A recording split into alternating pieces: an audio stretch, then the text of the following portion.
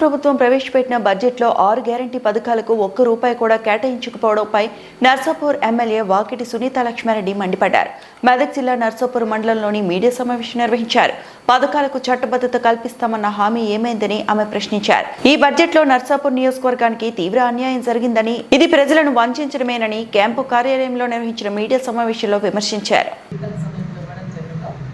ఆ గ్యారెంటీలకు సంబంధించి ఒక్క రూపాయి కూడా కేటాయించకపోవడం నిజంగా కూడా బాధాకరమైన విషయం.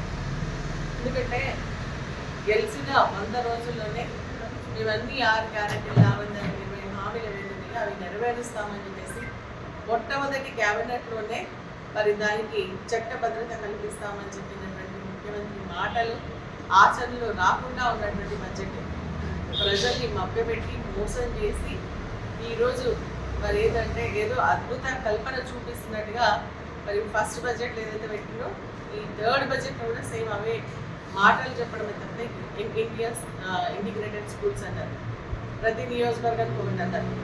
ఇంతవరకు దానికి కేటాయిస్తున్న తప్పితే రూపాయి కూడా ఖర్చు పెట్టలేనటువంటి పరిస్థితి. నర్సాపూర్ నియోజకవర్గానికి జకాపల్లిలో 25 ఎకరాలు ఇస్తే మనకి ఇంకా శాంక్షనే కాలేదు. మరి అదేవిధంగా డిగ్రీ కాలేజీలో కొత్తగా పడుతున్న ఎడ్యుకేషన్ ఏదో బాగా చేసేస్తామని చెప్పేసి చెప్తున్నటువంటి ఈ ప్రభుత్వంలో డిగ్రీ కాలేజీ పాత డిగ్రీ కాలేజ్ అంటే అట్లనే కొత్త డిగ్రీ కాలేజీలకు డబ్బులు లేవు.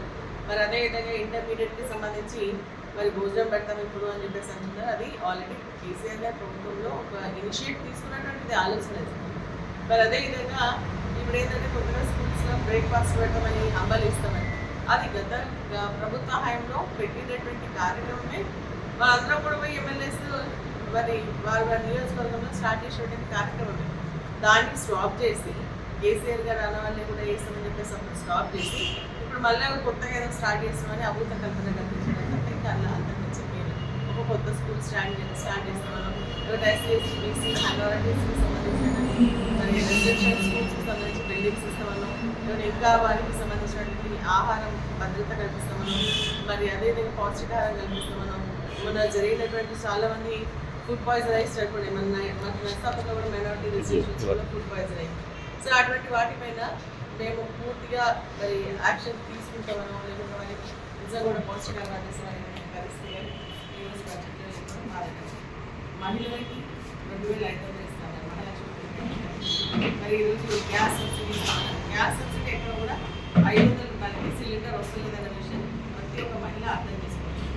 పెన్షన్ అంతకేమో 4000 పెన్షన్ ఇస్తాం, భార్య భర్త ఇద్దరికి అర్హత ఉన్నటువంటి పెన్షన్ ఇస్తాం. అదేవిధంగా కోడలికి 2500 ఇస్తాం, 18,000 దాంట్లో 2,200. 168 లక్షల మంది మహిళలు ఈరోజు మోసం చేస్తున్నారు. మరి అదేవిధంగా స్వయం సేవ సంఘాలకు సంబంధించి వడ్డీ లేని రుణాలు ఇస్తామన్న 20 లక్షల రూపాయలకు సంబంధించి ఇంతవరకల్లా ఒక మాట కూడా నాకు పెట్టకపోవడం బాధకరం. మరి నిరుద్యోగాలకు సంబంధించి ఉద్యోగ అవకాశాలు కలిపి last time skill development university పెట్టాలని చెప్పేసి లాస్ట్ టైం అదే బడ్జెట్లో స్నేట్ చెప్పితే ఈ రోజు కూడా మళ్ళీ స్నేట్ చెప్తున్నారు.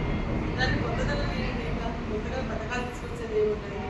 కేసీఆర్కి సంబంధించినటువంటి ఏదైతే రైతు బీమా క్యాన్సిల్ చేస్తూ ఈ రోజు అందరికీ కుటుంబ యజమానికి సంబంధించి ఇన్సూరెన్స్ ఇస్తామంటున్నారు. అసలు మీరు రైతులకు సంబంధించి ఇస్తాం వల్ల రైతు భరోసా 15,000 ఎక్కడ పోయింది?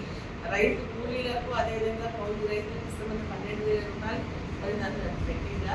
ఆటోలకు సంబంధించి సంవత్సరానికి 12,000 రూపాయలు ఇస్తామని అసలు అదేమైనా పెట్టిందా? ఆడపిల్లలకు స్కూటీలు ఇస్తామని అదేమైనా పెట్టిందా? అదేవిధంగా విద్యా గ్యారంటీ కార్డు ఇస్తామని అదేమైనా పెట్టిందా? ఈరోజు 10,000 కోట్ల రూపాయలకు సంబంధించినటువంటి స్కాలర్షిప్ పెట్టుకుంది, దాన్ని ఇంతవరకు ఇయ్యలే, దాన్ని ఊసే అవుతుంది ఈరోజు బడ్జెట్లో. అదేవిధంగా ఎమ్మెల్యేలకు సంబంధించి నియోజకవర్గంలో వారు తెలియేటప్పుడు ప్రజలు అడిగినటువంటి సమస్యలు తీర్చడానికి ప్రతి సంవత్సరం కేసీఆర్ గారి నాయకత్వంలో మరి అంత ముందు ఉన్నటువంటి ప్రభుత్వాలు కూడా 5 కోట్లు 3 కోట్ల రూపాయలు ఫస్ట్ 2 కోట్లు తర్వాత దాన్ని 3 చేసి ఇప్పుడు 5 కోట్లు వేసింది. కానీ ఇంతవరకు రూపాయి కూడా వేయలేదు. ఈ బడ్జెట్లో కూడా మళ్ళీ అది కూడా కేటాయించడం బాధకరం. సో ఇవన్నీ ఏంటంటే ఈరోజు మాటలేమో పెద్ద ఉన్నాయి, చెప్పడం పోకడంతా చేసేది పోకడన్నట్టుగా. మరి అసలు ఈ ప్రభుత్వం ప్రజలకు ఇచ్చినటువంటి హామీలు నెరవేర్చడంలో పూర్తిగా విఫలమైంది అని చెప్పేసి ఈ బడ్జెట్ స్పష్టంగా తెలియజేసుకుని రాష్ట్ర ప్రజలు కూడా దీన్ని గమనిస్తూ ఉన్నారు. నెరవేర్చాలి. మరి టీఆర్ఎస్ పార్టీ ప్రజల పక్షాన ఉంటూ ప్రజల కోసం పోరాటం చేస్తూనే ఉంటుందని చెప్పి కూడా ఈ సందర్భంగా తెలియజేస్తాం. ఇప్పటికైనా ఇంకా బడ్జెట్ ప్రతిపాదిస్తారు. పూర్తి బడ్జెట్ 30 తారీఖు ఉంటుంది కాబట్టి అప్పటిలోపైనా మరి ఇవన్నీ కూడా సరి చేసుకొని ఈరోజు ప్రజలకు ఇచ్చినటువంటి హామీలు నెరవేర్చే విధంగా మళ్ళీ బడ్జెట్ కేటాయింపు చేయాలని మేము డిమాండ్ చేస్తాం.